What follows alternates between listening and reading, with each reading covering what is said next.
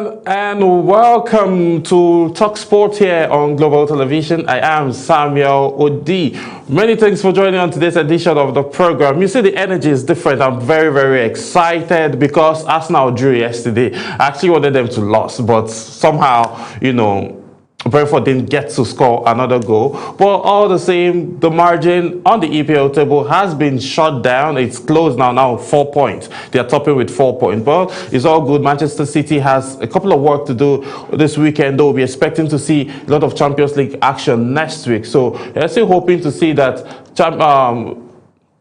a lot of things will still happen over the weekend, and we'll see what the standings of the EPL will look like. And in talking about Nigerian MPFL League, that's talking about Nigerian Professional Football League, it's still looking very good for Ikorodu City, and it's looking good for Abia Warriors and Nasarawa United. Rivers Hoopers are not out of the picture because they are still in contention. They have a couple of matches in hand that they are still going to play, and currently they have 41 points. So it's going to give them advantage to advance further. And this weekend they'll be having a clash in the CAF Champions League. I'll bring you up to speed with that. That would determine if they would advance further or they'll be out of the competition and then gone to go again next year. But Rivers Hoopers United, I beg your pardon, has been going for this CAF Champions League, but they haven't really made a reasonable milestone. They've not hit a reasonable mark going far, or even advancing to the quarterfinal. So what they need to do different. Finidi George is actually doing the best he can, but if they need more players, they should buy more players,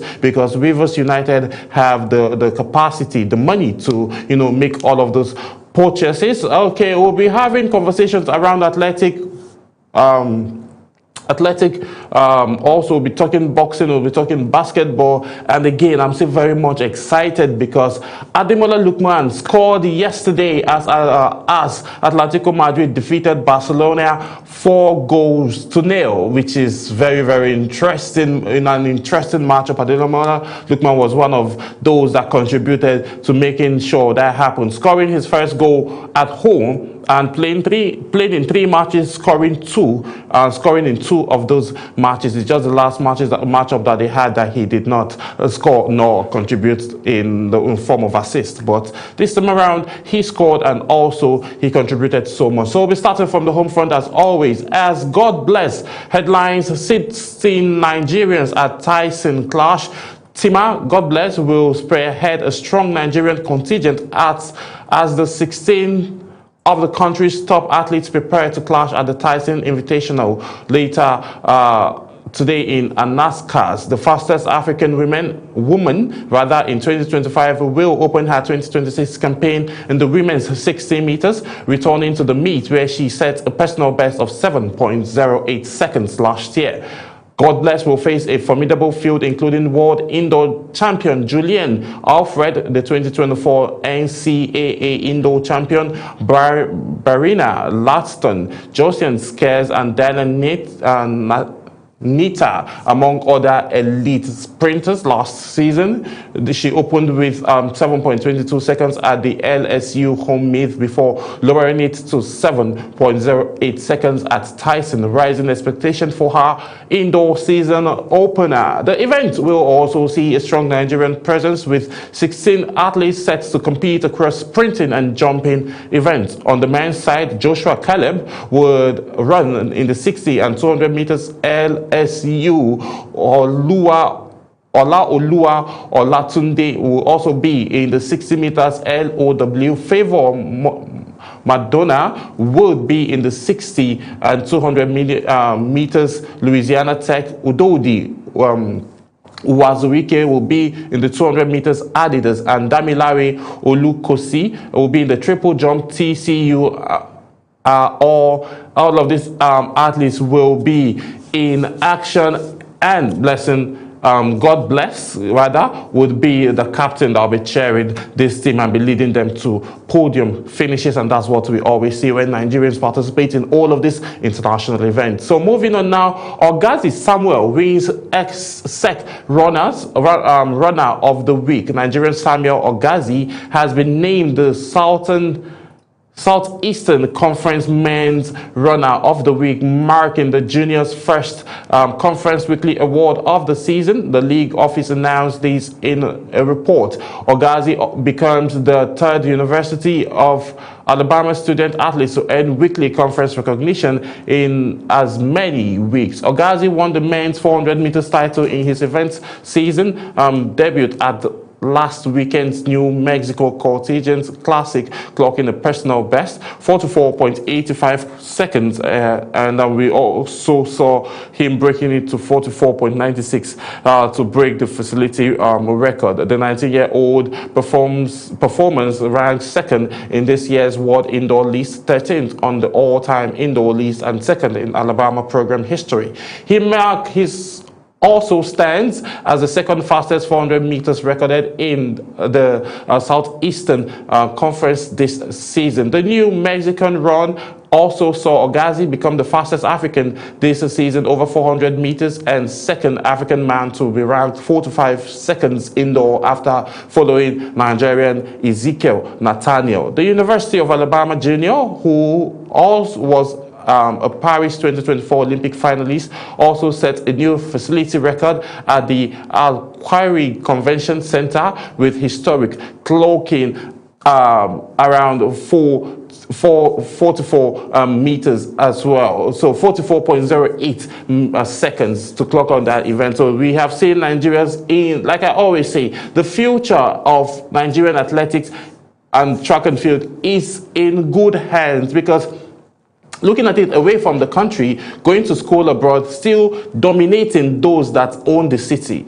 You know, this is what they say, like what Igbo men actually get to do. They travel out of their place, go to another man's land, buy a land there, make money and build a house and become a landlord. So this is literally what Nigerian athletes are doing abroad, going and dominating, because the Nigerian spirit is a successful one, and we are seeing all of the hard work that these individuals are putting in pay off. Still talking about successes that we are seeing around the lineup of athleticism. We saw Ike Kwerechi as he throws his season best. Ogazi also finishes second in Serbia. Chukwu Ebuka Ike Kwerechi produced a season best performance of 21.28 meters to claim third place in the men's shot put at Bulgaria indoor meet in Serbia over This just happened Wednesday.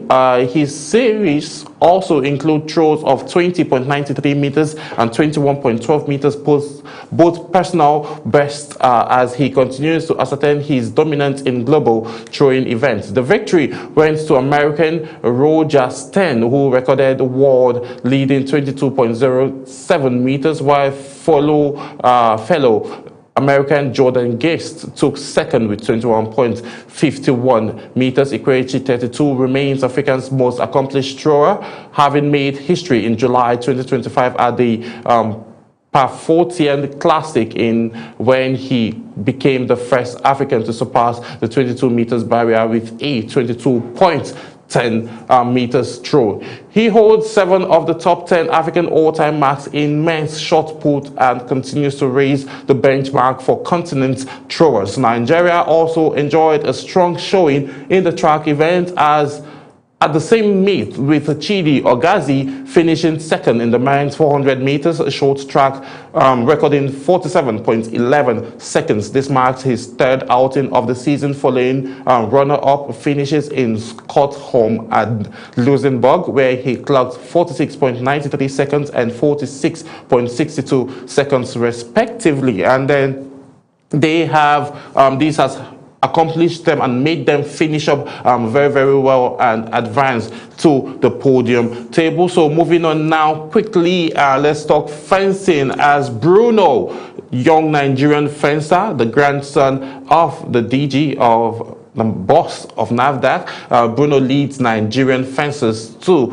African Junior Championship. Nigeria's most decorated young fencer, Ikosi Bruno, will spearhead the nation's 4-man contingent to the 2026 African Junior Fencing Championship in Dakar, Senegal, scheduled for February the 16th to the 20th of February 2026, Bruno has already enriched his name in the history as Nigeria's first global fencing medalist, winning silver at the World Tourism Satellite Cup in 2024. Ranked among Africa's top junior fencers and currently 13th in the world. In men's Serb, Bruno also claimed bronze at the 2025 African Junior Championship and is widely regarded as a strong contender for Olympic qualification ahead of Los Angeles Olympics 2028.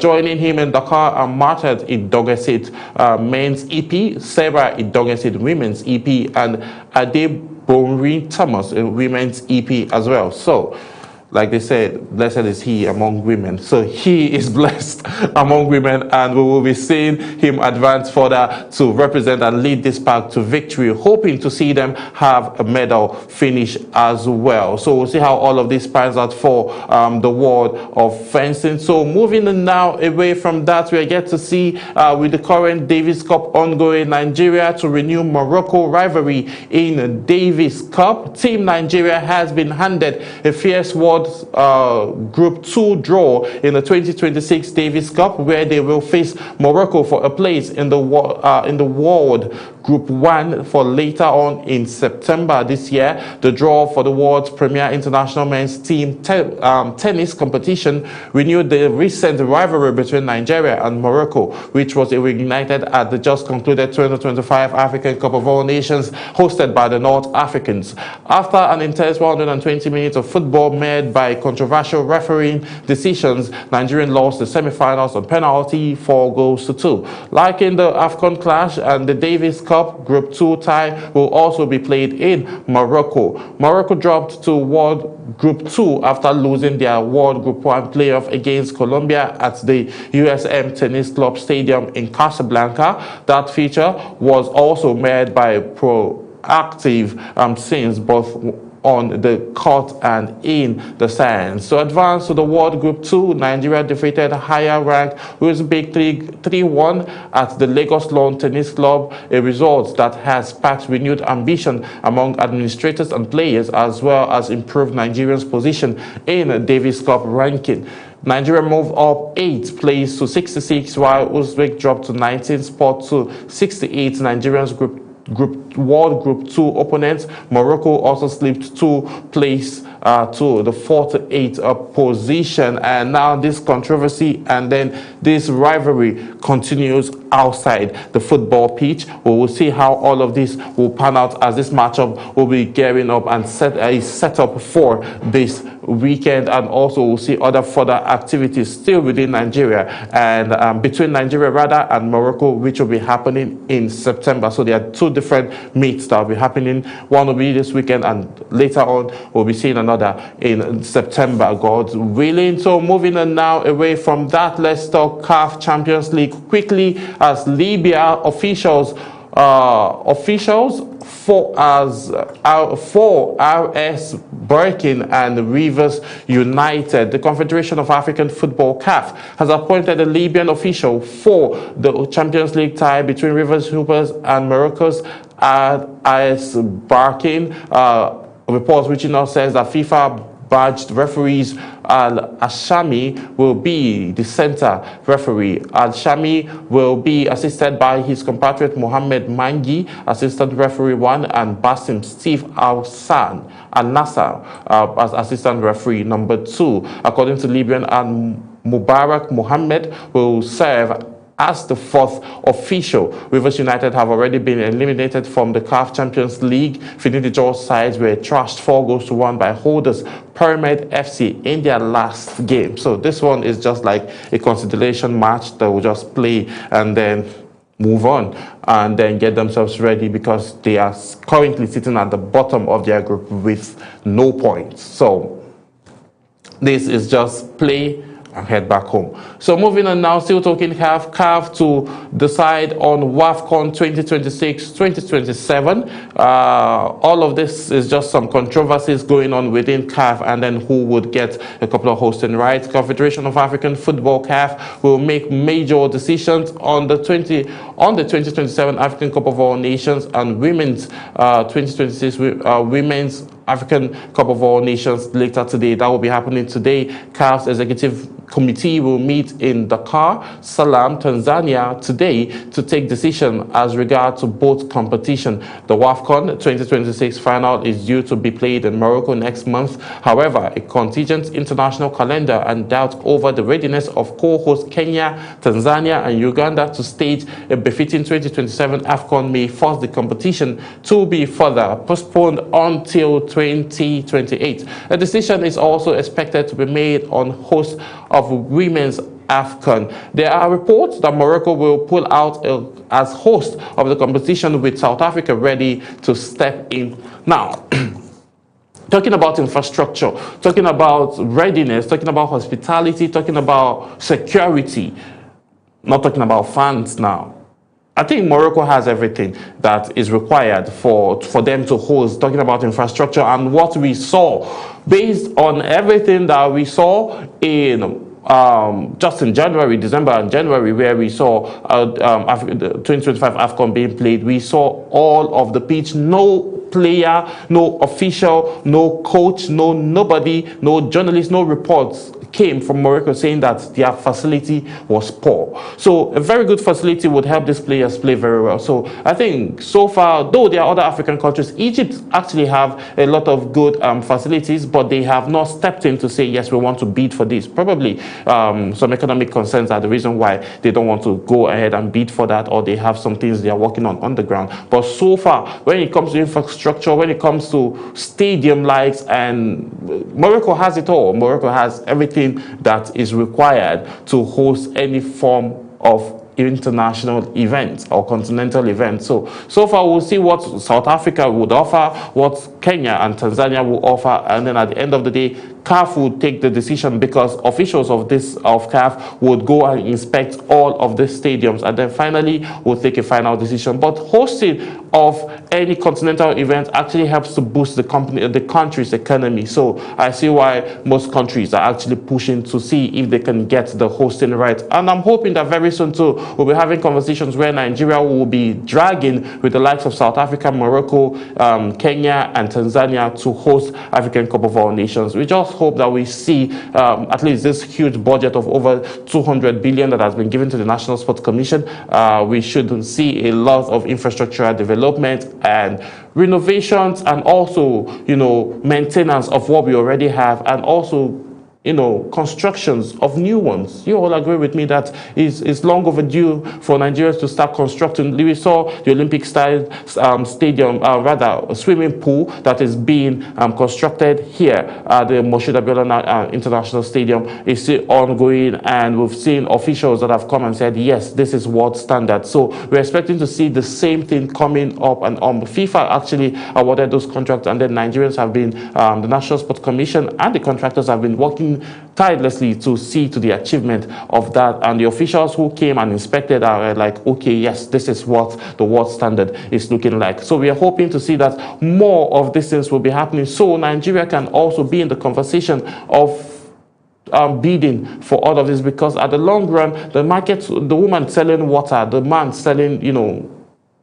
something, snacks would also have something to sell, hotels will make money, and then the country will also make money because the GDP will grow. The sporting system is a multi-billion-dollar system where a whole lot of activities happen and a whole lot of trades happen. So Nigeria should improve and get themselves ready to, also bid for all of these African Cup of All Nation championship that we are hoping, that we'll be expecting to see shortly. So moving on now, still talking CAF, Morocco is just all over the news. Morocco, South Africa, Botswana, Ethiopia bid for AFCON. The Confederation of African Football received 3 official bids from Morocco, Ethiopia, and a joint bid for South Africa and Botswana to host the 2028 African Cup of Nations before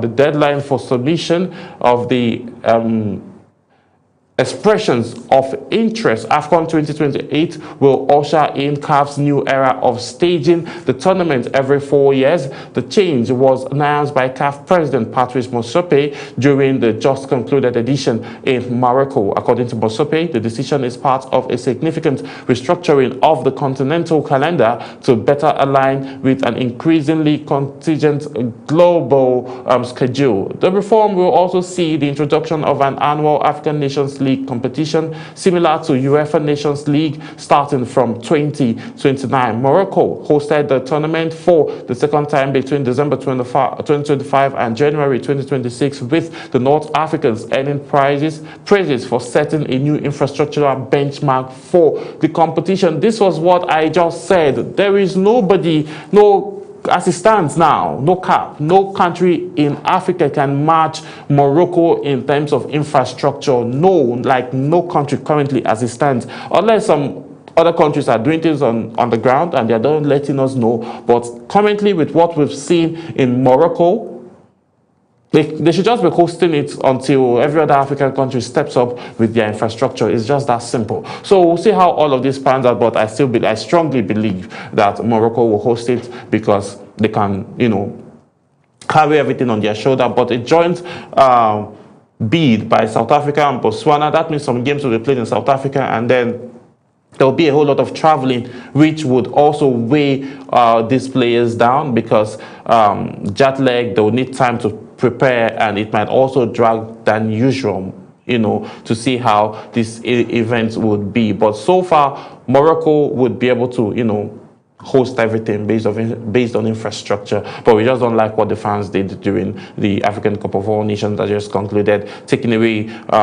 goalkeepers, towels, and throwing things at them and fighting the press, fighting other press men. All of those things, yes, are not welcoming, because that's not what sports is all about. Sports unites people and also have avenues for people to network and get to interact more, but not for violence. It's a relaxation. Sport is for relaxation and for people to connect, not for any form of violence. So away from that, UEFA and Real Madrid reached a deal to end the Super League legal battles. This is something that has been ongoing for a while, and now finally they are coming out to say that yes, it's water under the bridge. UEFA and Real Madrid have reached an agreement that will put to bed their bitter legal feud over ill-fated European Super League. The club and European soccer's governing body says last night UEFA European football clubs and the Spanish giant said they had reached an agreement of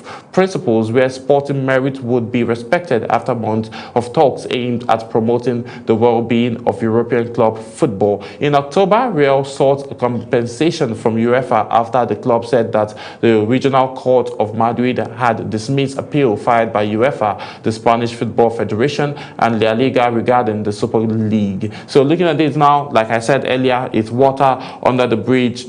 Now the bromance is back between UEFA and Real Madrid. So everything is squashed, everything is done. So quickly now, let's talk Copa del Rey as Lookman scores as Atlético Madrid trashed Barcelona 4-0. Now I see the reason why my colleague, who is a Barcelona fan, frowning this morning, because I was asking if he was okay and he said he was fine with a straight face. I forgot totally that he was a Barcelona fan, and Ademola Lookman took away the smile from his face. Ademola Lookman got on the score sheet as Atlético Madrid hammered Barcelona 4-0 in the first leg of their Copa del Rey semi-finals. There has been always a rivalry between these two sides. The Super Eagles forward also recorded an assist as they took a massive advantage into the second leg. Lookman had opened his scoring account in Atlético's 5-0 victory over Real Betis in the quarterfinal of the competition. Eric Garcia's own goal set Diego Simon's men on their way to a big win in the front of their home fans. Atlético Madrid made it 2-0 thanks to a classic strike from Antonio Griezmann before Lookman got his first of the night, that's at home. He then turned provider to Julian Alvarez to make it 4-0. The second leg will be played at Camp Nou on the 3rd day of March 2025. In order, first leg semi-finals, which was played on Wednesday with Real Sociedad pimped Atlético Bilbao 1-0 away from home. So getting a goal away from home is very interesting. And then winning at home is also very good, because this win now, 4 goals, that means Barcelona would need like 6 goals to qualify. But is this Atlético Madrid team a team that Barcelona can trash 6-0? I don't think that's possible. But it's the world of sport. It's football. Anything, I mean anything can literally happen. But we will see what happens if they make it all out. Moving on now, EPL table. Arsenal draw at Brentford, now 4 points ahead of Man City. Arsenal last night saw their lead at the top of the Premier League table cut to 4 points after they were held to a 1-1 draw at Brentford. The Gunners came into the game knowing Manchester City had closed the gap with a 3-0 thrashing of Fulham a day before, but it proved to be a tough encounter for Mikel Arteta's men at the G-Tech Stadium as they failed to register a shot on target in the second half. However, Nuno Madueke opened the scoring, heading home Pierre Handike's cross. After the break, Ken Lewis Porter leveled for the hosts 10 minutes later. Although the closing minutes of the match were end-to-end, there were no further goals in the game, and then that was how the margin were closed a little bit. So now quickly, let's bring you the highlights of the match between Atlético Madrid and Barcelona, and also we'll follow that suit immediately with that of Arsenal and Brentford. Afterwards, we'll move to the world of basketball as we'll talk about LeBron James and Stephen Curry. Stephen Curry has been ruled out of the All-Star weekend due to injuries. A couple of names on that list that will be ruled out. Veterans, not literally veterans, but superstars who would not be playing, and a couple of young guys also got their first, superstar call-up, and they were very interested in the likes of Ingram. But for now, let's see the highlight between Atlético Madrid, and we'll follow that up with that of Arsenal and Brentford.